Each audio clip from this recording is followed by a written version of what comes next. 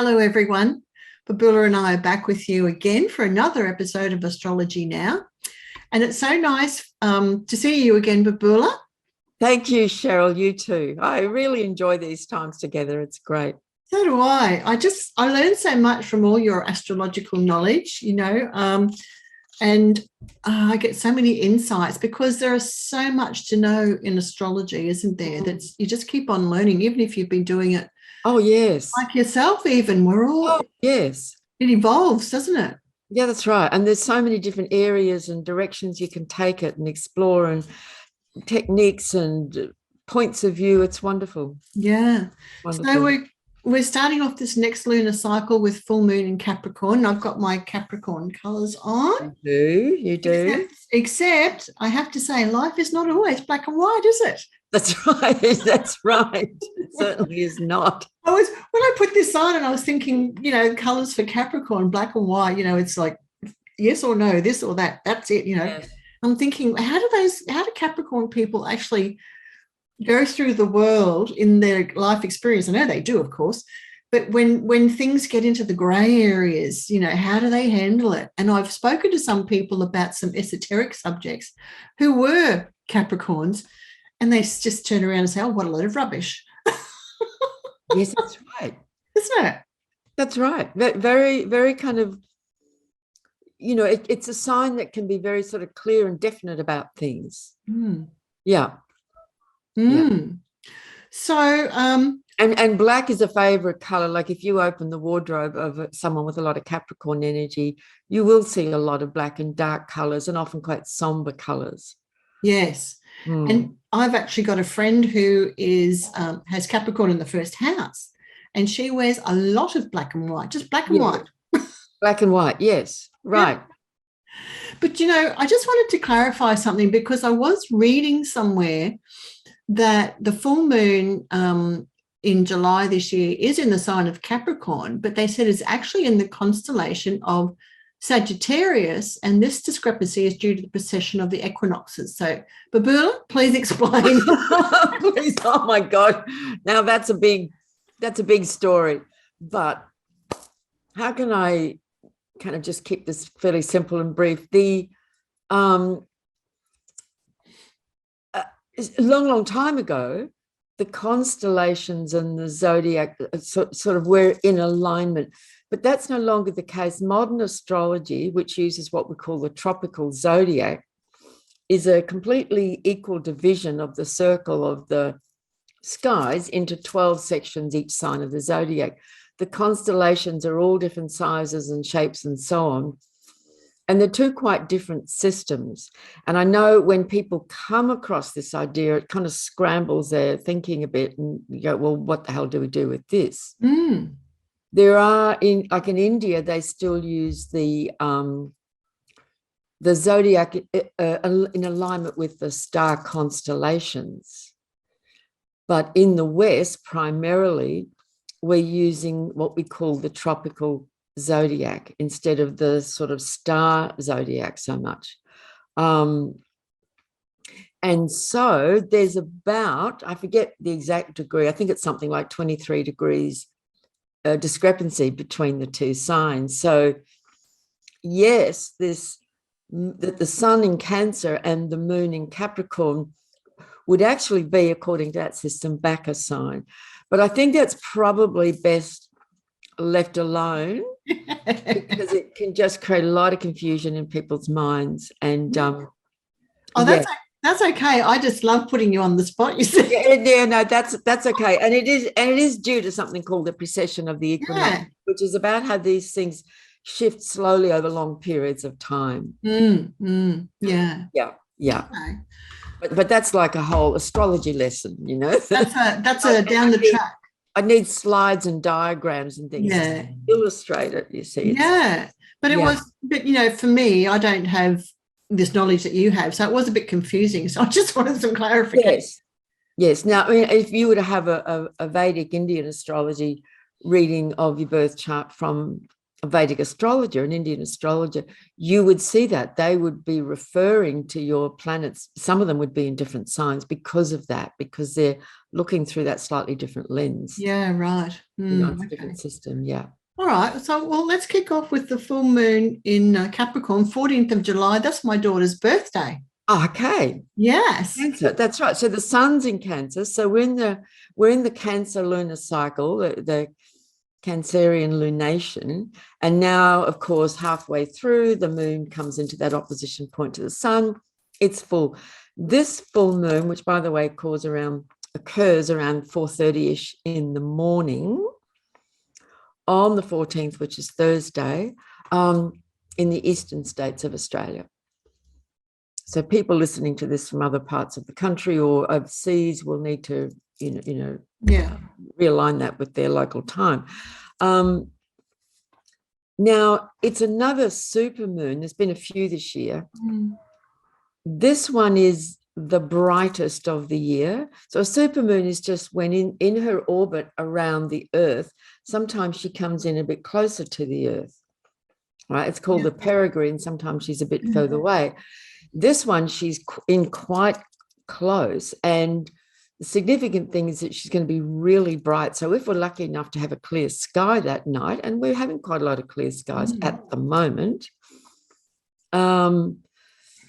it's going to be very bright. Yeah.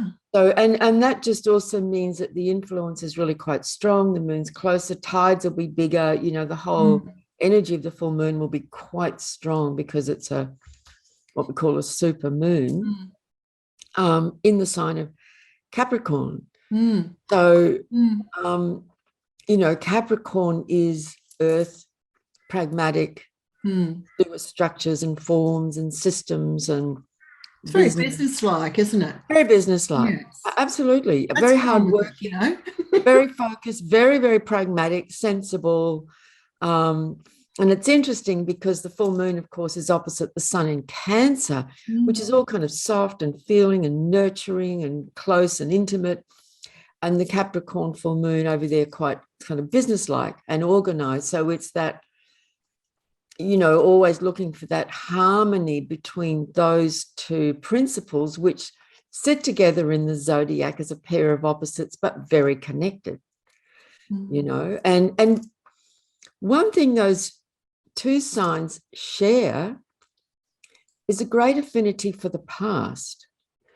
Cancer is a sign, if you pay attention, you might see this with your daughter. You said, she's a Cancerian.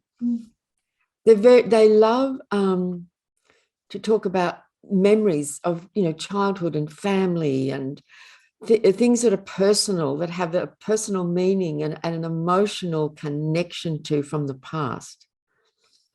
Capricorn is interested in things like history. Yes. And ancient traditions. Yes. And old knowledge, you see. So they both have a lens into the past very much. They're not really future-oriented signs. Yes, I'm aware of that.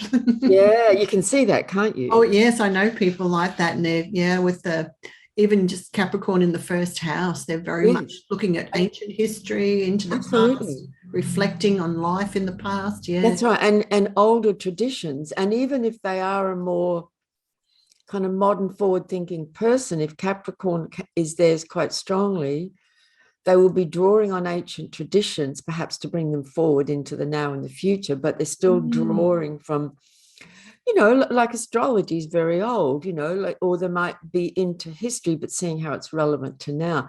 Sometimes, of course, we can get stuck in the past and get so lost in the history we're not in the now. But that's just an interesting kind of thing about these two signs. Now, this full moon occurs at exactly 21 degrees of Capricorn. So those who know their chart would be able to locate that in the houses, which house does that sit in for you? And it makes a conjunction to our friend Pluto, who's chugging away. Well, he's doing more than chugging. He's kind of, he's purging his way through the sign of Capricorn since 2008. It's coming to the last few degrees. And 2023, 24, he begins to just put his toes into the first degree or two of Aquarius. So So Pluto's at 27 conjunct this full moon. So that brings a lot of power to this full moon. It's powerful. I've heard Pluto spoken of as a destroyer of worlds. Yes, that's a great description. And we're seeing since 2008 in the sign of Capricorn, which has a lot to do with worldly structures and systems. Yep. And top-down government and control. It's very, the top of the mountain, the top of the pyramid, down from the top. Pluto's rooting out, what's been going on in the shadows around all this for a long time. It's doing a magnificent job. Isn't it? Hooray for Pluto. It's not comfortable. It's not pretty. No. It's not easy. It is a lot of destruction a massive amount of destruction going on. But it's, and of course, Pluto at 27 degrees of Capricorn happens to be sitting right on the Pluto of the United States of America. It's going through a lot. I mean, and that country was born 246 years ago, and now Pluto is making its first return to that. So this is massive. It is going through the most intense time. It's like back, the foundations are rocking at the deepest. And it's a massive purging and a clean out, and there is so much more still to come. And even in the subsequent years, there will be a lot that will continue to unfold from what takes place this year. And as you've often said, when a planet goes into the last degrees of a house, it becomes really intense, and Pluto plodding along there. And you can feel things are getting more intense and more intense and more. I mean, we've been through our world has been destroyed in a way over the last couple of 2.5 years now. That's right. The pandemic and restrictions and all that.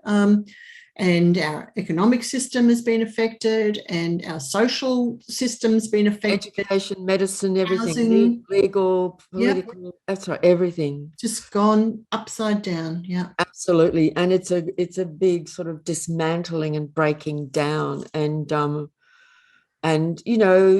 Pluto rules Scorpio. That energy is very much about the phoenix rising out of the ashes of the destruction. So we're not quite at the phoenix stage yet. No. We're in the big. So this full moon is going to, illuminate and intensify and bring a lot of energy and focus to that Plutonic process, as particularly America right now is right in the throes of this return, peaking this month. I think it started in January or February, peaks again this month, and then the final big peak of it's in December. So by the end of the year, there'll be a lot still to come in the US. And then, as I said, then following on from that, there'll be the aftermath. But, another nation that's going through a lot right now is Sri Lanka. And I had a quick look at their chart just in the last 2 days. And their north node's at 27 degrees of Capricorn. So Pluto's hitting the north node. So anyone with planets or an angle or a node at that 27, 28 degrees of Capricorn in particular is really going through some intense, deep stuff. It's trying to root out something, right down deep to bring it to the light for transformation and regeneration. And it's not an easy process. No. So this full moon is really kind of got this energy. Yes, it's very, very strong. And oh God, sorry, continue. And it kind of, it's the other thing about Capricorn, which is ruled by the planet Saturn, of course, is there's a lot of themes around survival, like bottom line stuff, where we go, what's the bottom line here for me? What am I stripping back to the bare bones, right down to the bare bones? Can I do without this? Can I do without that? Can I do it, getting rid of this, getting rid of that, whatever it is, it's whether it's objects, situations, old wounds and issues. We're really kind of cleaning out the closets here. And getting back to something very, very basic, to get to the bottom of something. Stripping things bare, Yeah. Wow. Big stuff. Big stuff, it is. And of course, there are some other things going on that are connected to this as well, naturally. Yeah. So in the full moon chart, there is something coming into play now. It's been building up and it's really coming in now and is going to continue through to the end of this year and is really, in my view, astrologically, the main story of 2022. And that's the Uranus North Node conjunction in Taurus, which makes a very close trine to this full moon. So it's connected. And God, we could talk for hours about this. I just wrote a post about this on Facebook yesterday, and there's been a big response because everyone's experiencing this, So, okay, so I'll try and kind of give a bit of a picture of what's going on here. So, Capricorn and Taurus are both earth signs. Yes. So we've got this, pardon me, full moon conjunct Pluto in Capricorn, earth. The earth signs represent like physical reality, This is what's real in the physical world. And Taurus is another earth sign. These are very pragmatic signs. Yeah. And so, we're in the middle of this process of Uranus going through Taurus for 7 years. And Taurus is money, banking, resources, security, resources, food, earth producing food to provide so we can survive, and a relationship to the earth realm, and all of those themes. And of course, Uranus is the revolutionary impulse of change, disruption, chaos, disturbing that fixed earth sign of Taurus, which doesn't like to be disturbed, and it doesn't like change. And Uranus is the agent of change, a radical change. Change will happen whether you like it or not, Taurus, and it's happening. Conjunct the north node of the moon there's a sense of destiny about this. Like, the time is now. We're coming to a critical point. A few days ago, Mars moved into Taurus and has really begun to activate this Uranus North Node conjunction in Taurus. Mars will be in Taurus for the next 6 weeks. The last week of July and the first week of August, there is a rare triple conjunction of Mars, Uranus, and Taurus, exact on August the 1st and 2nd. Yes. And it's very strong. It's there's many things we can say about it. On the one hand, it can be very chaotic, very disruptive, very unstable, lots of shock waves, possibly earthquakes, because Uranus is earthquake energy in Taurus, with Mars, which is a high energy planet of action. A lot of stuff going on in the banking, financial realm, a lot of disruption, instability, food production, as we know, farming, farmers, supply chains. It's very volatile. Yeah. And so Mars, a faster moving planet like Mars, which is a high energy planet of action, comes through and acts as a trigger. And earthquake is a beautiful metaphor for it, because it's like shock waves and earthquakes. It's also a lot of energy coming in from the cosmos, and Uranus is technology. It's our friends from other realms in space, and so on and so on. It uncovers many things, but it's ultimately the planet of awakening. Yeah, consciousness. Yeah. Life has shaken you to awaken you. It's literally that. And it's those shock waves that just wake us up and shock us out of our complacency. Yeah. And we don't always like that. We don't want that. You know, we want life to be calm and steady and peaceful and bountiful and abundant. Of course we do.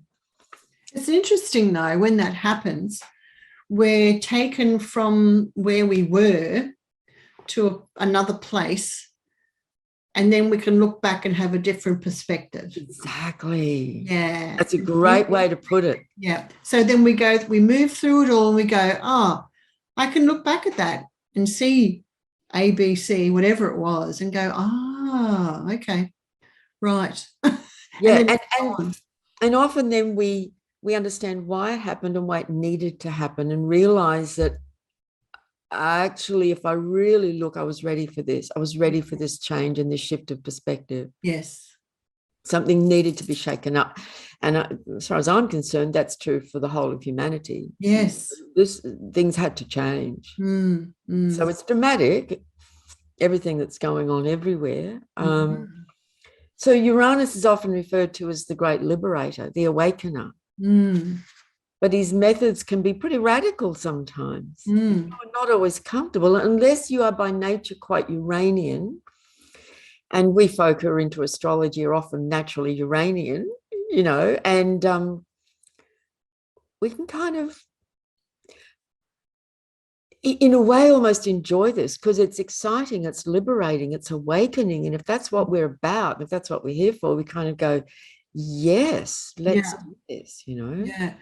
The thing for some people I find is that when the you know, the, what do I want to say, the bandage is ripped off the eyes, let's put it that way. Yeah. And it can hurt. Yes. We can also be blinded too. Yes. You know, because there's so much light coming in. And you and I have been saying all along, since we've been doing this for 2.5 years now, right, that we go, wow, like, and there's so much to take in then. It's overwhelming, you know. Yes. It can be overwhelming for people. I've sort of got used to it now. I've sort of, my ability to process is heightened. Exactly. You notice that? Exactly. Yeah. I love you said that, because that's what's happening. I think our capacity to take all of this in and to process it and absorb it is being stretched. It's being increased. And that's because that's about consciousness waking up, isn't it? Absolutely, yeah. At a higher level of consciousness, we can handle all of this. Yes. And you did say in one past episode, you know, we're all being put on the cosmic rack. Yes, we're being stretched. Yeah. But the stretched part of us now has become the normal foundation now for us to be stretched even further. That's right. That's right. That's right. Because we can't keep seeing things from the smaller, like you were saying before, we look back from a higher perspective, from a bigger distance. You know, we're up on the eagle's perch, you know, seeing, as we zoom back, you know, we zoom back and we can see more. When we're just looking at this little piece, we can't see very much, and that may not make sense. When we zoom back, which is the Aquarian Uranian energy, we go, oh, I see how that's connected to this. Now that makes sense. Now I understand how all these pieces fit together. That's the connecting that goes on. Yeah. But yeah, it's big. It's and as I said, you know, sometimes this just feels incredibly exciting. And so sometimes we're going to feel excited, and some days we're going to go, oh God, what else is about to happen? You know, it can be like a shockwave that sends us reeling in the moment. And then we can sort of adjust and deal with that. So look, the classic thing in astrology, when astrologers see someone having Uranus transit, is to say something like, expect the unexpected, because you never know what's going to happen next. Like at the moment, over the last week, even the last few days, I'm going, every day something big is happening, you know, and you're saying to people, did you just hear what happened? And they go, no, what happened? And wow, that's what's happening at the moment. And that is going to keep happening over this next 3-4 weeks or so. Yes. the other way of dealing with that is just to put your Uranian hat on and leave. You know, like, like beam me up, Scotty, kind of leave. You just leave. You just become that completely disassociated, just detached distance between you and whatever's going on. You go, right. You know. That's right. Yes, that's right. And it is interesting because on this full moon, you know, the sun's still in Cancer, so it is the Cancerian cycle.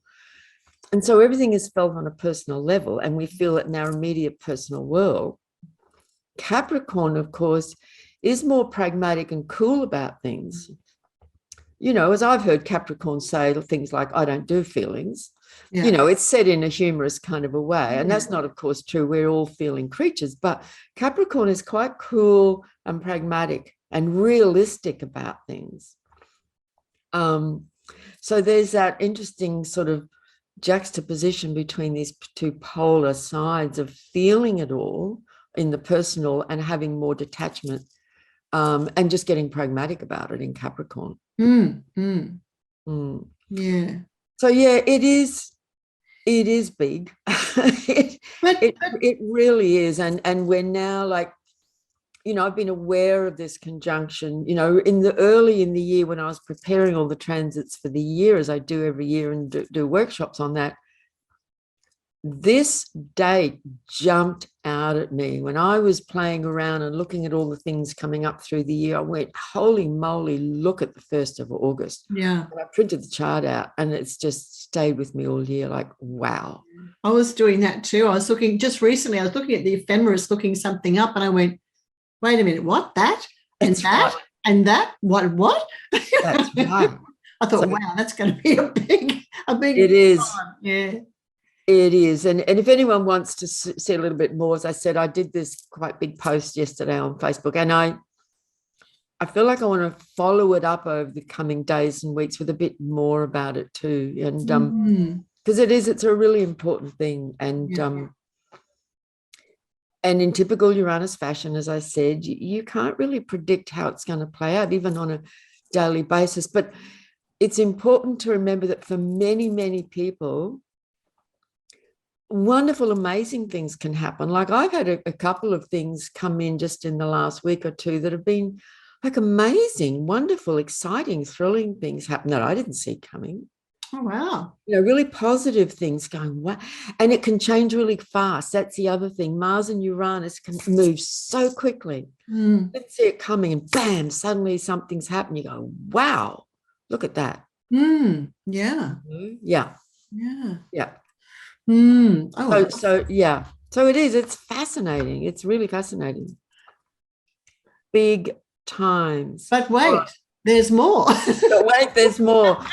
So let's go through a bit of a sort of a date by date, you know, through the next couple of weeks. So the full moon on the 14th in Capricorn.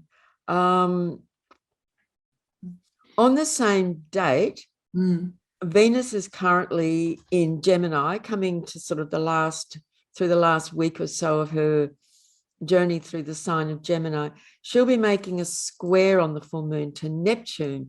Now, that can be quite beautiful for anything creative, artistic, poetic, particularly like some kind of creative writing, and having wonderful, inspired, flowing communications with people. You know, Venus in Gemini, communication, writing, messages, words, to Neptune can be very much the muse of writing, for example, the muse of poetry can be up. You know, that kind of energy. It can also, of course, as it's a square, be communications and conversations that might be a bit confused, or misinterpretations, misunderstandings in conversations with people. Okay, so then on the 18th, Venus then will leave Gemini and go into Cancer. Can I just back that up a bit? Yeah. Because I was also reading that on with the full moon in Capricorn, it's also opposite Mercury and trine Uranus. And the reason I bring that up was because because of things that have been going on in my life recently, which points to looking at situations with new information, new ideas to overcome any differences and help resolve disagreements. Right. So I thought I'd just point that out. Yes. No, that's a really good point. Like, so there's a few things there. You know, Mercury is on the sun and is part of this full moon. And so Mercury is also in opposition to Pluto. It's a little wide, but it is in an opposition. It's a part of the full moon. So yeah, there can be intense, emotional, challenging communications on quite a personal level that are going on. And yes, Mercury is sextile to the North Node and Uranus. And they're things that can take you by surprise. Yeah, yeah. Like, oh, what's happened here? You know, there's been something that's been triggered. And of course, all the while Venus is going through Gemini. So that issue of communication in relationships, Venus relationships in general with women, partners and so on, you know, how are we communicating with other people? Yeah. So yeah, communication is definitely part of the story. Yeah. And I thought that, you know, when you get that new perspective, you get new ideas, new ways of looking at things, and that's right. help you move through things. That's right. That's right. And to consider from another person's perspective and then processing your own understanding and so on. That's right. Yeah. So thanks for bringing that in. That's good. So Venus goes into Cancer on the 18th. So she'll be there for, I haven't looked exactly, but 3 to 4 weeks. And that's actually quite lovely, because Venus is the love principle in the sign of Cancer. It's again, very personal, very intimate. It's sort of the ultimate expression of mother love, you could say. You know, that warmth and love and affection that we might have for those near and dear to us. You know, it's a warm, fuzzy, cuddly sort of beautiful expression of Venus. When Venus is in Gemini, where she is now, it's enjoying that connection and contact with friends and people you like and enjoy, and communication with people. In Cancer, it brings it close to home. You know, wanting to hang out on the couch with your loved ones and just, you know, have really beautiful kind of personal conversations and connections, you know, which can be very beneficial, actually. The following day, Mercury, planet we've been just talking about, actually comes out of Cancer. And of course, Mercury in Cancer, where she is currently, again, it's those emotional responses to communication and conversations and words spoken, right? It's personal and it's emotional. When Mercury goes into Leo, then we're into fire, and Mercury in Leo for 3 to 4 weeks is about the open expression of oneself. Yes. You know, creatively expressing yourself verbally through communication. And of course, our mind, when Mercury's in Cancer, the mind turns to home and home circumstances and, you know, those close to us. Mercury in Leo, the mind turns to myself. Yeah. Well, what about me? It's all about me. It's all about me. Absolutely. Yes. And what I think and what I want to say and what I need to express and communicate in some way as a reflection of who I am and what I'm needing to express. Yes. That's right. So there's this, you know, and then a couple of days later, of course, the sun goes into Leo. So we're coming to the last week or so of the Cancer phase when the sun's in Cancer, and we'll begin to move into the Leo energy with Mercury and the sun going into Leo. But in the meantime, on the 20th, Chiron, the wounded healer archetype, turns retrograde on the 20th. So that means during those few days around the 18th, 19th, 20th, 21st, and so on, Chiron's at a standstill. It's stationary at 16 degrees of Aries. And so that will really highlight and bring to the fore, if you like, any kind of chironic themes and issues around wounding and healing. Remember, it's not just the wound, it's the healing. You know, what needs healing? How would I go about that? Yes. In Aries, it will have a lot to do with new avenues, new possibilities, like maybe I need to look at this in a new way, or find a new healer or new support, or move in a new direction. You know, there can be all kinds of themes around anger and the expression of anger and fight and assertion and so on. You know, am I standing up for myself? Am I being too aggressive? You know, all those kinds of things around this. So it just really heightens and highlights when a planet, especially a slower moving outer planet, is in that stationary period. I've observed over the years that its presence is it's really quite strong, like it's making its presence felt. It's just good to be aware of that. Then the sun goes into Leo on the 23rd. I'm going to bring Eris in just quickly, because we've spoken of Eris off and on, you know, since we started this in 2020. Because in 2020, she was making this really powerful, very tight square to Pluto. She is still square to Pluto. Pluto started to move forward a few degrees, but they are still in a square aspect. And Eris has been in Aries forever, like all of last century. She's still got, I think, about 2 decades to go before she finally leaves. It's way, way out there in our solar system, out in what's called the Kuiper belt.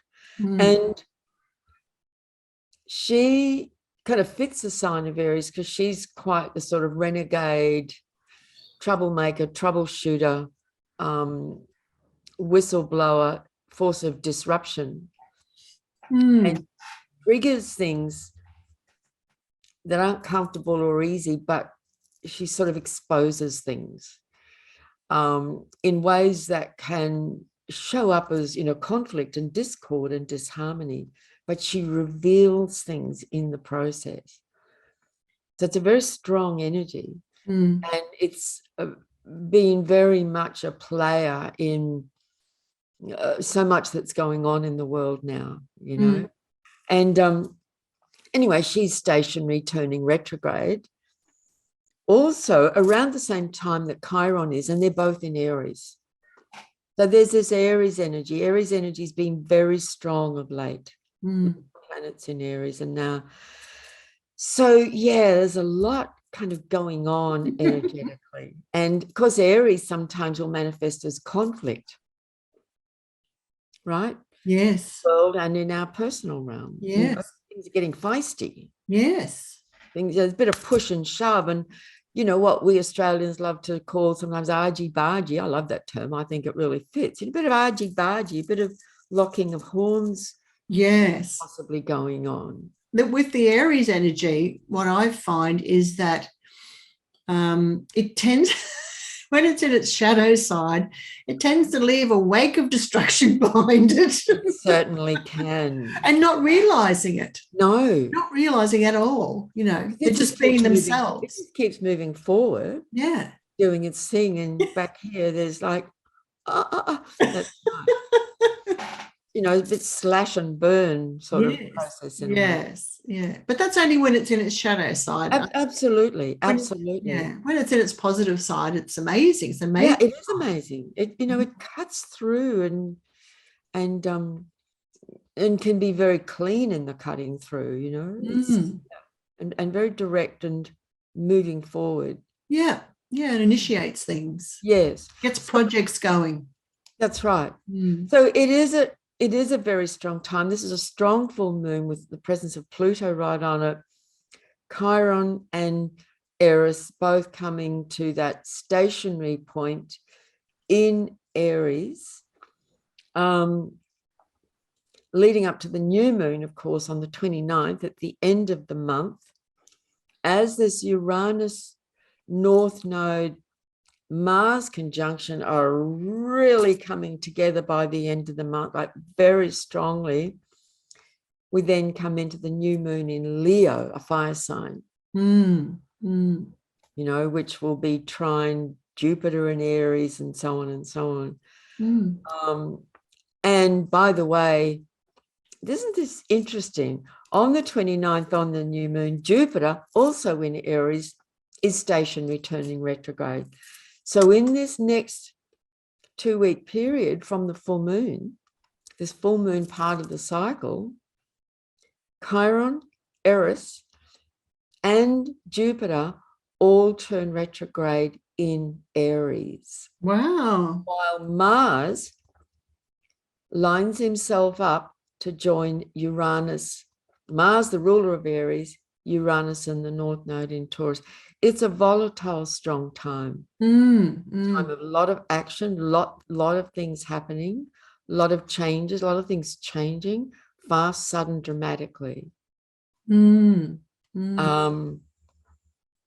it's going to keep us on our toes, you know, and I think something really helpful for all of this, and I think this is a part of everything that's going on, this acceleration and shift of consciousness, is it keeps bringing us more into the now. Because who can plan ahead at a time like this? Yes. Yeah. I was having a conversation with a woman this morning with astrology in a session about business people. We're talking about business and how normally we're doing some work together, and how often in business people would have a 6-month plan, a year plan, a 3-year plan. Throw your plans out the window, because we're in a day-to-day process now. Yes. You know? And a part of, you know, expanding consciousness is to be here now. Yeah. Right now, expanding your consciousness here now. Yeah. I think that we're in a very accelerated time of that right now. Yeah, I think so too. And I think that even in my own business, I've noticed that you may have plans, but things happen, you've got to drop it and go in a different direction like that. That's right. And it's like we're all being required to be quick on our feet. That's right. And be willing and to be responsive to what's happening around us. That's right. And it's moving quickly. I've noticed too that I've this year had to reschedule a few things, because at the time I'd scheduled it, it just wasn't going to work for whatever reason. Well, okay, I have to reschedule that. And I'm seeing people are finding it difficult to commit to something too far ahead. Because we don't know what's going to happen next. Yeah, I think we're going to see that for a while, don't you? I really do. I really do. Where things are moving quickly, and it's to come back to now. Yeah, and I think some of that is really guided by the economy. Yes, that's because people themselves in general are waiting to see which way the economy goes, because you know our society runs on the ability to have money to do things. That's right. And we just don't know where the economy is going. No. Yep, or the resources. That's right. There are so many issues around just that issue alone, so many pieces to that. Yeah. And so much, because it's so volatile and there's so many different parts to it, who's to know how all this is going to unfold, even up until when Uranus leaves the sign of Taurus in about 3 years' time, you know, like the landscape of world, money, our own personal situation will have changed so much. Who can? I mean, and Taurus loves to plan. Boy, oh boy, does Taurus love to plan and lock things in. Yeah, I do too. Yes, I do too. If we're running our own business or doing our own work as an independent individual like we do, you have to have some kind of planning ahead, but it's very difficult to do that right now. We can still do it, but be aware that things can change like that. Yes. Keep adapting and responding to that. Yeah. Very interesting. Very interesting. I had an appointment this morning with a business coach, actually, who said, have you noticed anything lately? This is on a private level. Have you noticed anything lately with an increase in mental health situations? And I said, well, actually, I have noticed a little bit of that, you know. He said, oh, that's really interesting, you know. And yeah, so there's a lot going on. A great deal. It's it feels relentless, and it's on every aspect of life, every front. You know what it reminds me of? When you used to see those acts years ago in circuses where they'd have the sticks and the plates and they'd be twirling them and they'd be running up and down, twirling them to keep them going all the time. And I feel that's exactly what we're seeing now. It is like that. I mean, everywhere you look, like, oh my God, look what's happening there and there and there. And that's, I was going to use the word antidote. That's interesting. It's almost like an antidote to all of this chaos and turmoil and disruption. One of the gifts of Taurus, which we've touched on before, is to find that ground of being in our own being and centeredness, and back into here now, in the body, grounded, centered, while everything's swirling and moving. Boom. Yeah. That's like the really pure energetic of Taurus, you know, that centered, calm, eye of the storm almost, you know, but grounded and earthed, eye of the storm, while all this is moving and swirling. And someday, you know, there are some things that happen that pull us up in the swirling, but if we can come back to that sort of quieter, calmer, centered place, the next big swirling throws us off kilter a bit, you know? Next big swirl, I like that. But it's great practice. It's a great kind of spiritual practice. That's what meditation is. That's what all the mystics have been teaching us for thousands of years. You know, that's what meditation is, a training in coming back to right here, you know, in the middle of whatever's happening. That's right. Yeah. You know, that image of Buddha sitting under the tree while everything's moving around him and he's just present. Yeah. So that's the beauty of the North Node in Taurus during these 18 months. Well, that's a great analogy to hang on to. We can find that anchor, you know, in the midst of all this madness that's going on. Yeah, yeah. Well, Babula, thank you. Very welcome. Another spoonful of medicine. That's right. It is good though, because this is the beauty of astrology, because you can see, you know, I've said this before, that there's a beginning, a middle, and an end to things. Right. And if you know if you have an understanding of what's going on, because astrology is really, it follows trends. Yeah. It gives explanation as to why we sense things that are going on, and gives us an idea of what's coming. Yes, gives us great perspective. Yeah. A framework, you know, and a bigger view, you know. It's I love that sense of zooming out. What's the bigger picture here to put in context? Yeah. No, that's great. So once again, thank you so much. It's a pleasure as usual. For me also. Oh, thank you so much. And viewers, if you're watching and you enjoyed this episode, please like it and make a comment. And if you can relate to anything that we've been saying, we'd love to hear about it in the comments. Very happy to engage. Yep. Yeah, that would be wonderful. And you can find Babula and I on Facebook as well. Babula on her personal page of Babula Clement, and me on the Body Light Center page. And we look forward to talking to you again next time. So until then, stay safe and bye for now. Bye, everyone. Bye.